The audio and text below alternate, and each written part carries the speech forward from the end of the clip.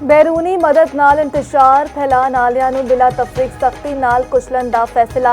दहशतगर्द ग्रुपां दे अगवान तालिबान दे ज़ेर तसल्लुत इलाके इस्तेमाल करन उत्ते इज़हार तफ्तीश।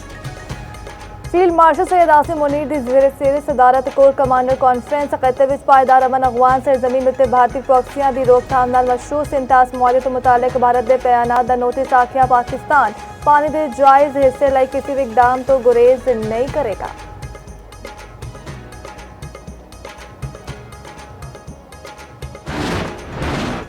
शहीद ईरानी रहबर आला सैयद अली खामनाई दा सफर आखिरत जारी। ईरानी शहर कुम विच शहीद रहबर आला दी नमाज जनाजा अदा। सड़का उत्ते सोगवरान दा हजूम तदफीन तो कबल नजफ से करबला ले जाया जाएगा। जुमेरात को शहीद तो आबाई शहर मशहद पे सपुर्द खाक किया जाएगा।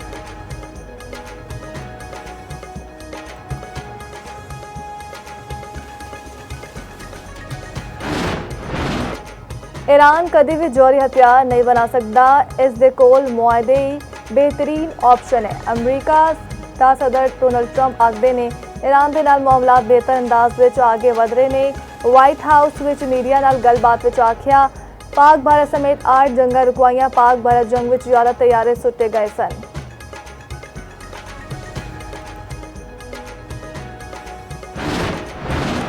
ओमान के नेड़े हुरमुज़ ऑयल टैंकर उत्ते हमला। जहाज विच अग लग गई। बरतानवी मैरीटाइम ट्रेड ऑपरेशन एजेंसी के मुताबिक वाक़े में किसी जानी नुकसान या माहौलियाती नुकसान की इतला मौसूल नहीं हुई।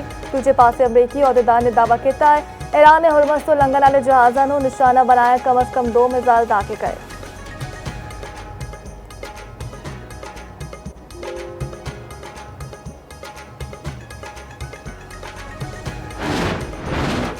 वज़ीर-ए-आज़म शहबाज शरीफ ने वफाकी काबीना का इजलास तलब कर लिया। अज सुपहर इजलास की सदारत करेंगे। इजलास में अहम फैसलों की मंजूरी दी जाएगी।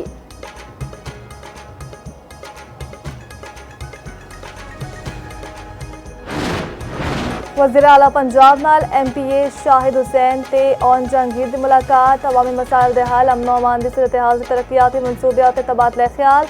अरकान असम्बली की वज़ीर आला मरीम नवाज नूं तीजा सरप्लस बजट पेश करने उत्ते मुबारकबाद। मरीम नवाज ने आखिया दी मराकज सेहत दी अपग्रेडेशन नाल इलाज मुआलजे की सहूलियात घर की दहलीज उत्ते मिल रही ने।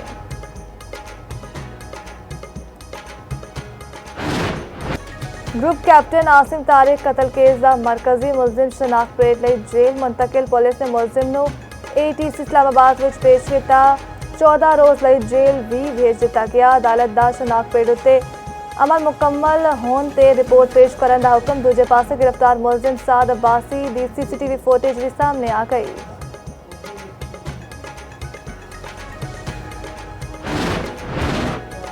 वज़ीर दिफा ख्वाजा आसिफ दी फितना खवारिज वालों ग्रुप कैप्टन आसिम की शहादत उत्ते झूठे प्रोपेगेंडे ते सख्त तनकीद। खोखली तशरीह ते गुमराहकुन दावा ते फितना खवारिज के ओछे हटकंडियां नूं बेनकाब कर दिता।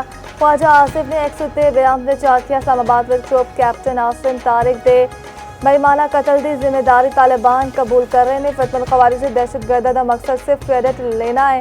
हकीकत अखलाकियात जिम्मेदारी नाल फितना खवारिज नूं कोई गर्ज नहीं।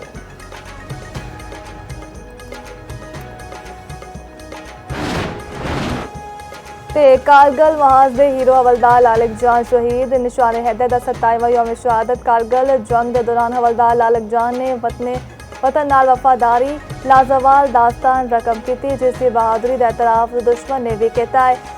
शहीद निज़ार उत्ते पुरवकार तकरीब commander FC northern area major general Imtiaz Hussain Gilani तकरीब के मेहमान खसूसी सन। Commander FCNA major general Syed Imtiaz Hussain Gilani ने निज़ार उत्ते फुल रखे थे फातिहा ख्वानी भी की। शहीद के बेटे तारिक लालक जान का आखना है असी वो कौम आ जिन्हां लई मुल्क के दिफा लई जाना का नजराना पेश करना काबिल फख्र है।